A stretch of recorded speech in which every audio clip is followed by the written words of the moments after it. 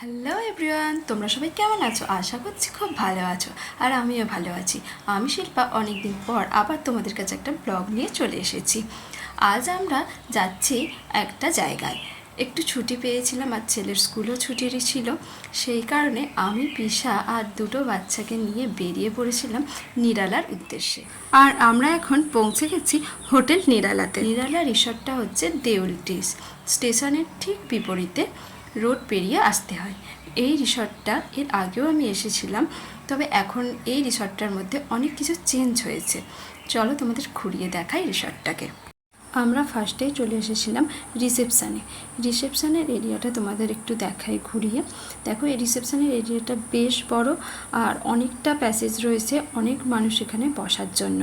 আর বেশ সুন্দর করে সাজানো। দুটো এইদিকে দেখো একটা পরী রয়েছে আর অ্যাকোরিয়ামও রয়েছে। আর অ্যাকোরিয়ামের ভেতরে এই কিছু মাছও রয়েছে, তবে সব মাছের নাম আমি জানি না। তবে এই মাছটাকে আমি জানি, এটার মাছটার যত সম্ভব নাম হচ্ছে অ্যারোনা। যদি ভুল হয়ে থাকে তোমরা একটু সংশোধন করে দিও। প্রচণ্ড গরম থেকে আমরা এসেছিলাম, তাই প্রথমে একটু ড্রিঙ্কস অর্ডার করেছিলাম। আমি আর পিসা দুজনে নিয়েছিলাম লাস্সি, আর ছেলে নিয়েছিল কোল্ড ড্রিঙ্কস।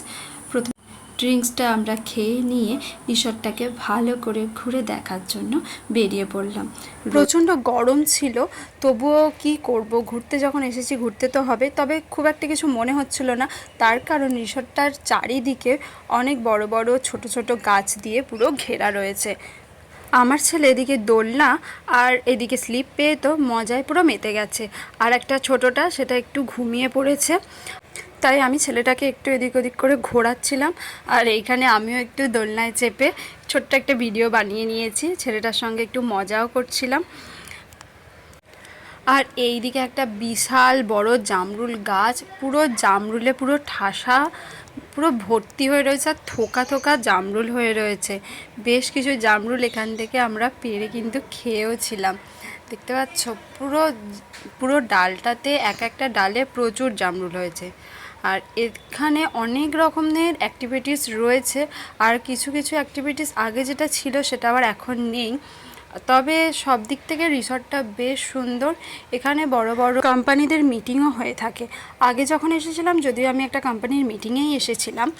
আর এদিকে দেখো, বাবুইও ঘুম থেকে উঠে পড়েছে, উঠে দাদার সঙ্গে পুরো ফুল দমে মেতে গেছে মজাতে। আর ওরা দুটো বাচ্চা ভীষণভাবে মজা করেছে, ভীষণ।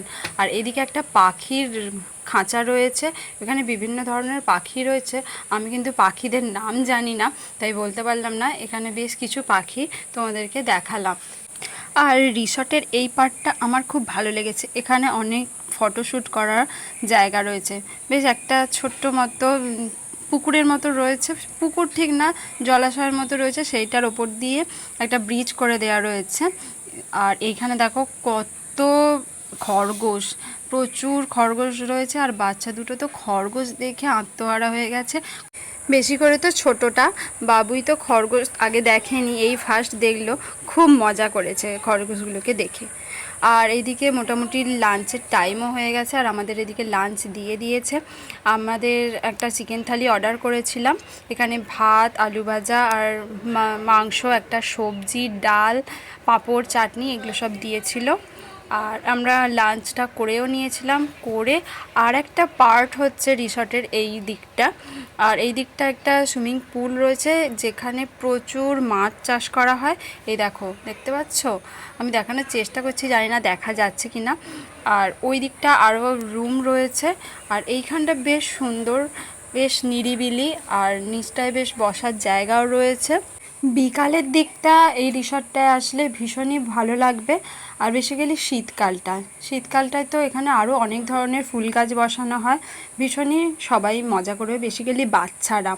আর এই জিনিসটা আমার বেশ ভালো লেগেছে, একটা গাছ রয়েছে, সেই গাছটাকে না কেটে একটা পাখির বাসা করে দিয়েছে, এটা খুব সুন্দর। এই রিসর্টটা থেকে বেশ কিছুটা গেলেই কথাশিল্পী শরৎচন্দ্র চট্টোপাধ্যায়ের বাড়ি। আর আমরা এইখানেই এখন চলে এসেছিলাম। এইটা দেখো একটা পুকুর, এখানেও আমি অনেক বছর আগে এসেছিলাম। আর এখানে একটা খুব ভালো মানে মেমোরি তোমাদের সঙ্গে শেয়ার করছি। সেটা হচ্ছে এখানে যখন ফার্স্ট এসেছিলাম সেটাও কিন্তু পিসার সঙ্গেই এসেছিলাম, আর সেকেন্ড বারে এলাম পিসার সঙ্গে। তখন আমার বয়স ছিল আমার ছেলেটার থেকে হয়তো একটু বড়, আর এখন আমি আমার ছেলেকে নিয়ে এখানে এলাম। বহু বছর আগে যিনি রক্ষণাবেক্ষণের দায়িত্বে ছিলেন, এখনো পর্যন্ত সেই মানুষটাই কিন্তু এখানে রক্ষণাবেক্ষণের দায়িত্বে রয়েছেন। লক্ষ্য রাখুন, 100 বছর আগের ঘড়ি একদিন দম দেবে, 7 দিন চলবে।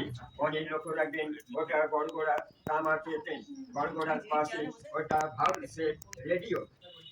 ওনার ভয়েসটা এত সুন্দর, বলার আর্টটা এত সুন্দর, শুনলে মনে হয় যেন বারবার যেন শুনি, বারবার শুনি। যাই হোক, এই দেখো তোমাদের আমি দেখাচ্ছিলাম, এই হচ্ছে শরৎচন্দ্র চট্টোপাধ্যায়ের বাড়ি। ওনার ওখানে বসার চেয়ার, বিছানা, বেশ কিছু জিনিসপত্র এখানে রয়েছে। আর এইটা হচ্ছে একটা ঠাকুর মন্দির, যেটা এখনো পর্যন্ত নিত্য পুজো করা হয়।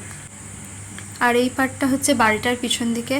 আর এইখানে ধানের গোলা, বাথরুম, আরও রান্নাঘর আমাদের বলে বলে দিচ্ছিল, এবং ওই ভদ্রলোকটাও বলে বলে দিচ্ছিল। আর এইটা হচ্ছে ওপরটা, ওপরের বেশি কিছুই নেই, তবুও ওপরটা বেশ সুন্দর, মাটির তৈরি, টালির চাল, বেশ সুন্দর লাগে।